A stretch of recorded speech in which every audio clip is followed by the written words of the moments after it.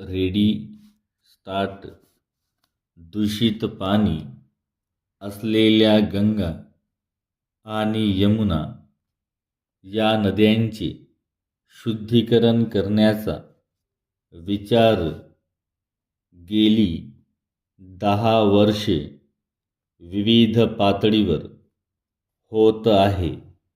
या पवित्र नद्यांच्या प्रदूषणाचा आणि या दोन्ही नद्यांच्या खोऱ्याचा सगळा प्राथमिक अभ्यास पूर्ण होण्यास 10 वर्ष लागली.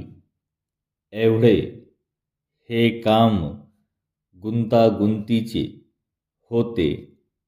हा प्राथमिक अभ्यास झाल्यावर दोन्ही नद्यांचे प्रदूषण संपविण्यासाठी निश्चित स्वरूपाची व्यापक योजना आखून घ्यावी, त्यांची ठोस अंमलबजावणी करण्याचा प्रश्न निर्माण झाला. हे काम राष्ट्रीय पातळीवर अग्रक्रमाने हाती घ्यावे, यासाठीच महामंत्री राजीव गांधी यांनी केंद्रीय गंगा प्राधिकरणाच्या स्थापनेची घोषणा केली. परिच्छेद गंगा नदीच्या पाठोपाठ इतर 14 मोठ्या नद्यांच्या पाण्याच्या प्रदूषणाकडे असेच लक्ष दिले जाणार आहे.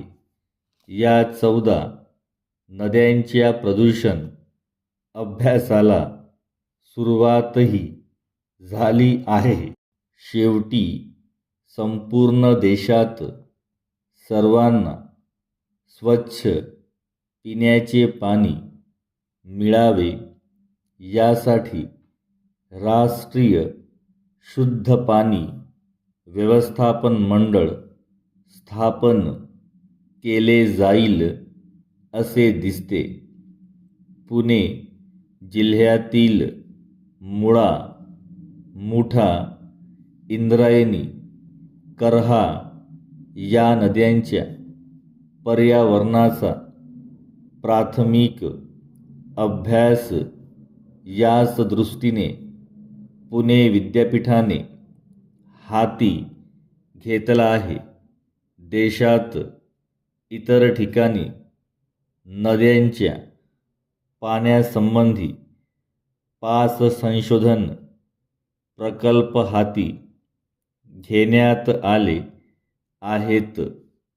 गंगा नदी प्रदूषणातून मुक्त करण्याची योजना आखण्यापूर्वी या नदीच्या खोऱ्यातील 19 विद्यापीठांकडे प्रदूषणाचा व्यापक अभ्यास करण्याची जबाबदारी सोपविण्यात आली व दर्जा तपासणीसाठी 120 केंद्र स्थापन झाली आहेत.